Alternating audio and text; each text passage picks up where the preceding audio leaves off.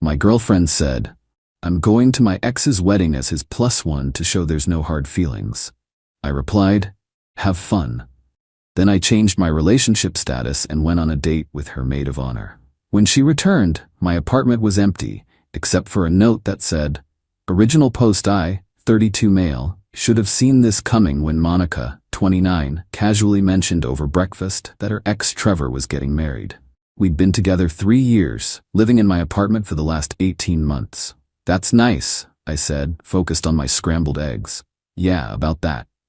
She twirled her hair, that nervous habit I used to find cute. He actually invited me. As his plus one. I looked up. His plus one? To his own wedding? Not like that. God, Derek, don't be dense. His fiance's family is super conservative. They think it's weird he doesn't have more friends, so he asked if I'd come to show there's no hard feelings between us. You know, prove he's a normal guy with normal friendships. And you said? I said yes. It's the mature thing to do. Shows we've all moved on. The coffee tasted bitter suddenly. You're going to your ex's wedding, as his date, to prove you've moved on. Monica rolled her eyes. You're making it sound worse than it is. It's literally just sitting through a ceremony and eating some chicken marsala. I'll be back Sunday night. The wedding's out of town? Phoenix. Trevor's covering the flight and hotel. Separate rooms, obviously. I set down my mug carefully. Let me get this straight. You're flying to Phoenix, staying in a hotel your ex is paying for, to be his plus one at his wedding, and you think this is normal? Derek, stop being insecure. It's not attractive. I'm doing him a favor as a friend. That's what mature people do. The entitlement in her voice, like I was the unreasonable one. Okay, I said. Have fun. She blinked. Really? You're okay with it? You already said yes, right? What's there to discuss? That Thursday, she packed her weekend bag, kissed me goodbye, and left for the airport. I watched from the window as her Uber pulled away. Then, I got to work. Update 1. First thing I did was change my relationship status on social media. Single. Within 10 minutes my phone started buzzing. Ignored it all. Second thing, I texted Heather. For context, Heather was Monica's maid of honor from her sister's wedding last year. We'd hit it off at the rehearsal dinner, bonding over Monica's tendency to make everything about herself. Nothing inappropriate happened. But there was definitely a vibe. She'd mentioned once, after a few drinks, that Monica had interesting priorities. Hey, weird question? Did Monica tell you about this weekend? The Trevor thing? Girl, that's wild. Can't believe she actually went. Wanna grab coffee? I could use a reality check. Heather, wine would be better. Vin Rosa at 7. That evening, Heather showed up looking professionally annoyed.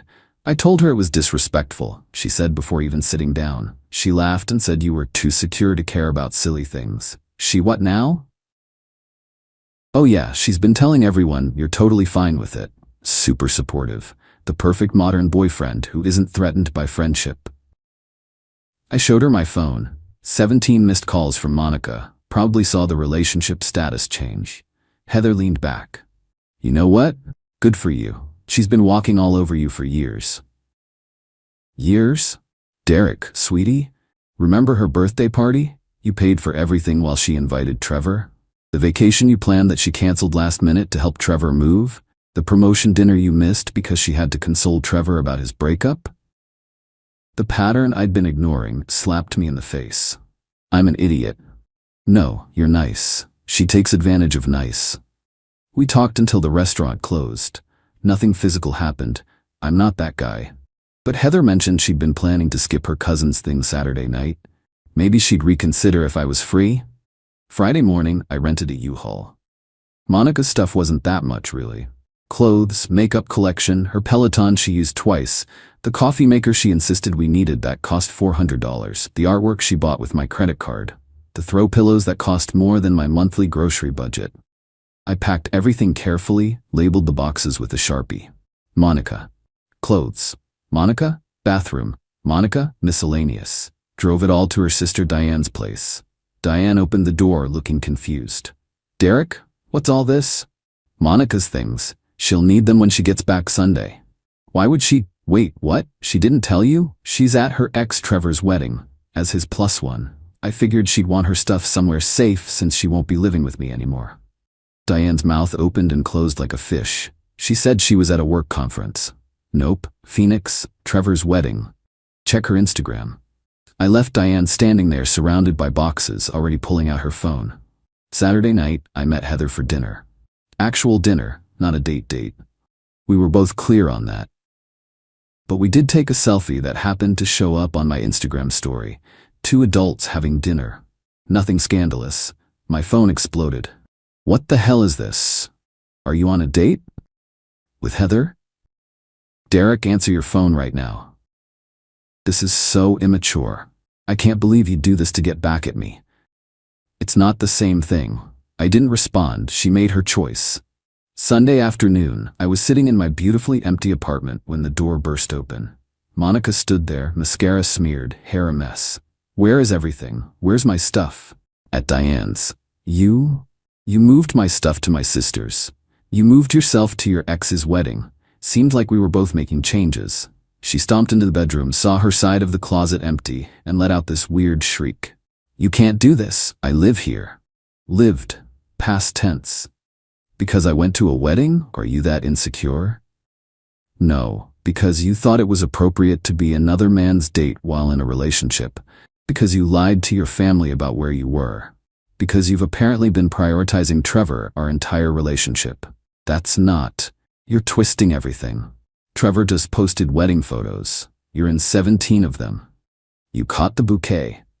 Her face went red. That was an accident. You're literally reaching for it in the video. Derek, please. Let's talk about this. I love you. Cool, I love the person I thought you were, the one who respected our relationship. I cannot believe you'd humiliate me like this, dating my friend.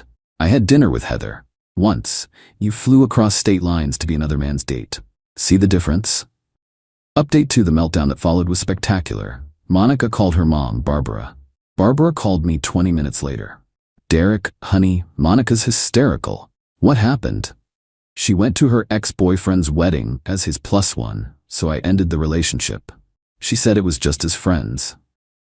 Barbara, if I flew to my ex-girlfriend's wedding as her date, would Monica be okay with that? Silence. That's what I thought. Next came the flying monkeys. Monica's friends started texting about how I was overreacting and punishing her for being a good friend. I responded to exactly one. She told her family she was at a work conference. If it was innocent, why lie? That shut them up. But Monica wasn't done.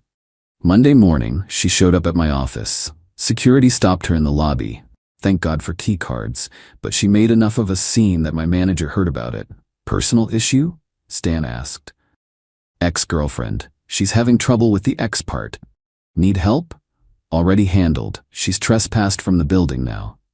Tuesday brought the financial entitlement. Monica, you owe me for half the rent for this month. Monica, I paid for groceries last week. My Peloton is worth $2,000. That's $375 total. I expect payment by Friday. I sent back one text. Me. The Peloton you bought with my credit card, the groceries that cost $73, the rent you haven't paid in 6 months. See small claims court. She tried a different approach Wednesday, had Trevor text me. Hey man, Monica's really upset. This is my fault. The wedding thing was innocent, I promise. Can you guys talk?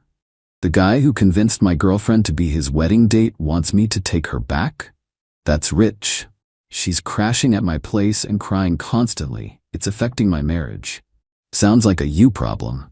Maybe don't invite other women to be your date to your own wedding? She said you were cool with it. And you believe that? How's your new wife feeling about Monica staying with you? He stopped responding, but Monica didn't. Thursday morning, new approach. I made a mistake, I see that now.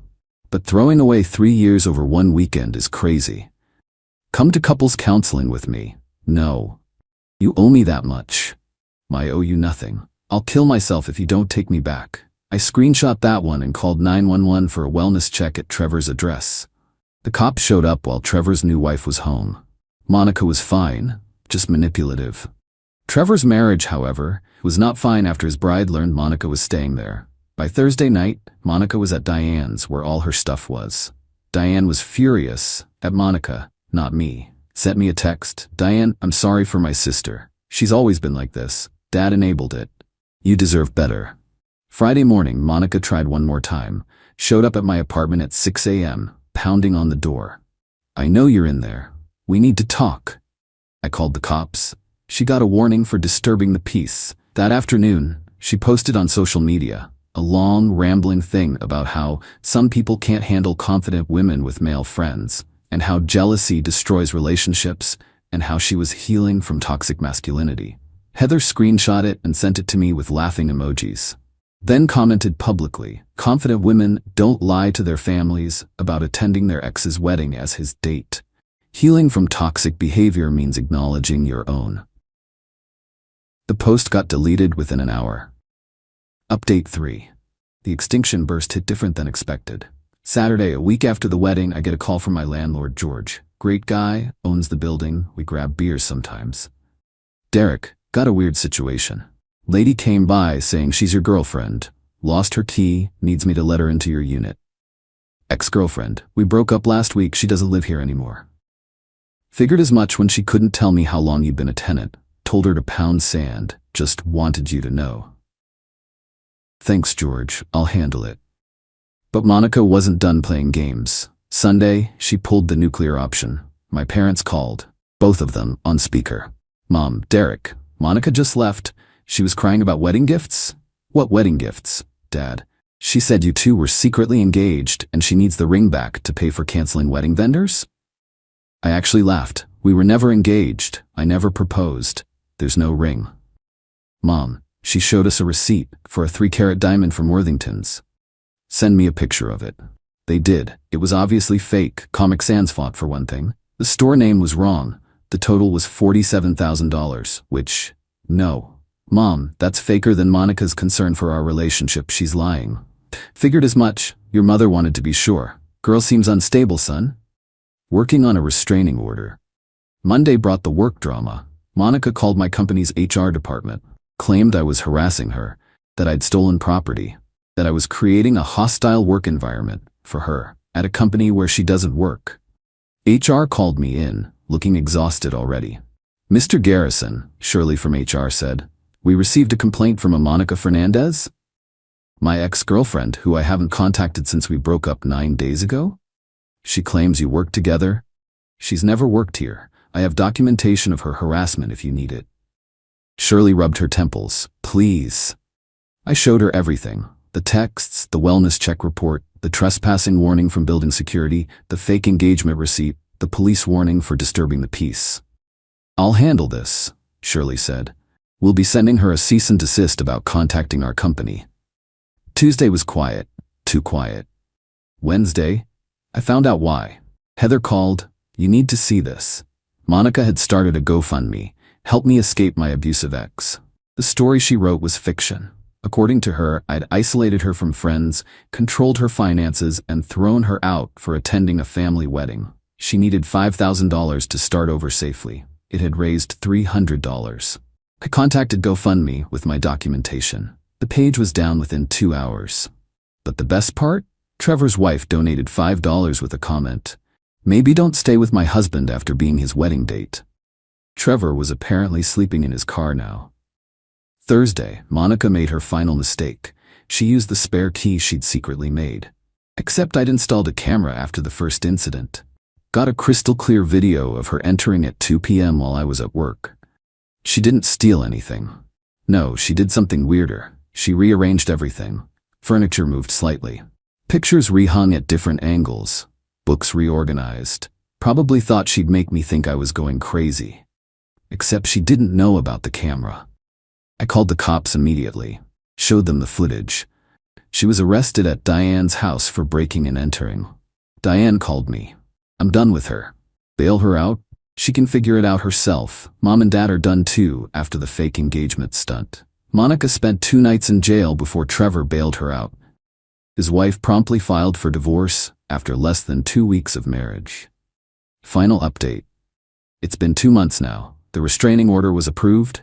2 years, no contact. Monica had to plead down to misdemeanor trespassing and got 6 months probation plus community service. Last I heard through the grapevine, she's living with her parents in Tucson. Trevor's divorce was finalized in record time. She lost most of her friend group after the truth came out. Diane still won't talk to her. She's working at a call center. The satisfaction isn't from revenge, it's from the clarity. 3 years I spent with someone who saw me as an accessory to fund her life while she prioritized her ex. 3 years of being gaslit into thinking I was insecure for having normal boundaries. The apartment feels different now. Lighter? I repainted the walls, got rid of that agreeable gray she insisted on. Put up my movie posters, she said, were juvenile. Bought a coffee maker that just makes coffee, not 17 varieties of artisanal whatever. Heather and I aren't dating. We both agreed that would be weird timing. But we're friends, real friends. She introduced me to her cousin Lisa. We've been on 3 dates. She thinks the whole Monica story is wild but validating. She's never asked me to skip work to help her ex move. The note? The one I left when Monica came back to an empty apartment? It simply said, "You were right. This is what mature people do. They move on." She kept it apparently. Diane found it in Monica's stuff when she finally came to get her boxes last week. Said Monica had scribbled all over it with red pen, writing things like immature and manipulative. And small dick energy. Diane took a picture and sent it to me with crying laughing emojis. We're still cool. Last week I got a notification. Monica tried to connect on LinkedIn. The message said, "Hope you're well. I've grown a lot. Coffee sometime?" Screenshot it for the restraining order file and blocked her there too. Some people never learn. They just find new platforms to be entitled on. But that's not my problem anymore. My only problem now is deciding whether to paint the bedroom navy or forest green. Lisa likes green. Green it is.